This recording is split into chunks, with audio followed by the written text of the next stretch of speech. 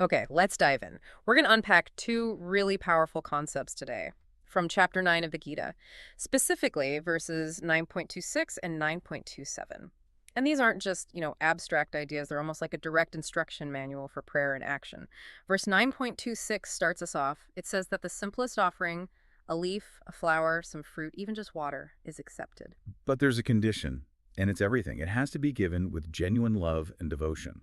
And that immediately pivots the whole conversation. It tells us that prayer is fundamentally about your attitude. It's not about the cost or the ritual or the tradition. I mean, a lot of practices can become habit or even something done out of fear. This verse says that if the heart isn't there, you're missing the entire point.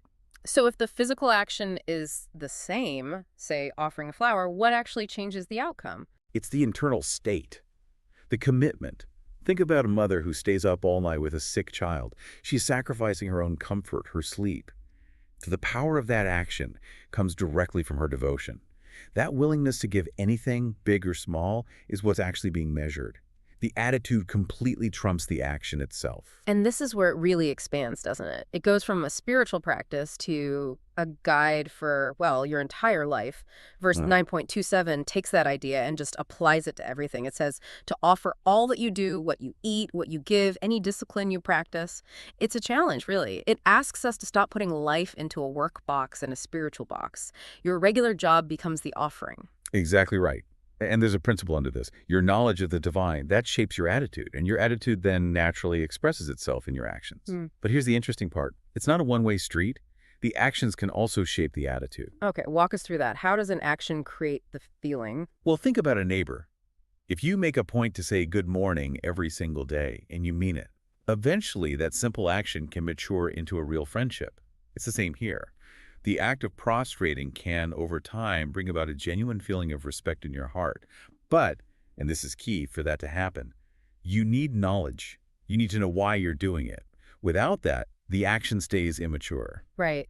But I think a lot of people would ask, why make an offering at all? If the divine owns everything anyway, it can't be for God's benefit, so it must be for ours. It is entirely for our benefit. And there are a couple of really profound results from this practice. First, your work becomes a pleasure. A genuine pleasure. If you see your job as a dedication to a higher purpose, to the master, you start to perfect it for its own sake. You're not just waiting for the paycheck or the praise. I think there was a specific example you mentioned. Yes. The driver who was asked to pick up Mahatma Gandhi. He was getting his normal salary for the day, but his attitude completely shifted. He felt honored, happy, just to be performing that service. The work itself became the reward.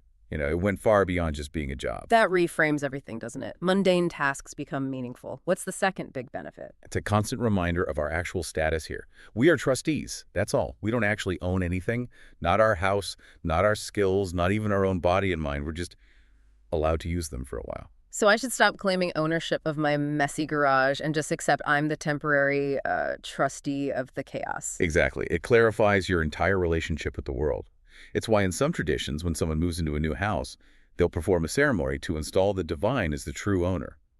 They then live there as a tenant. It's that trustee mindset in action. Okay, so beyond just work satisfaction and the trustee mentality, there are other qualifications this brings. Yes, 3 really important ones. First, this practice ensures you follow Dharma. You act righteously because you're not just trying to grab things for yourself. Second, it helps you surrender your ego. You realize you're a tool and the credit for the results goes elsewhere. And third, all of this prepares you. It gives you the qualifications you need to gain complete knowledge. So the message is pretty clear. The offering has to come from the right attitude, which grows as your knowledge deepens. And the takeaway for you, listening right now, is that this framework can turn any obligation, paying bills, doing chores, sitting in traffic, into a real opportunity for joy. Which brings up a final thought for you to carry with you this week. If we are all just trustees, and every action can be a dedication, what is one small thing in your daily routine that you could consciously shift from being just a chore into an honor of service?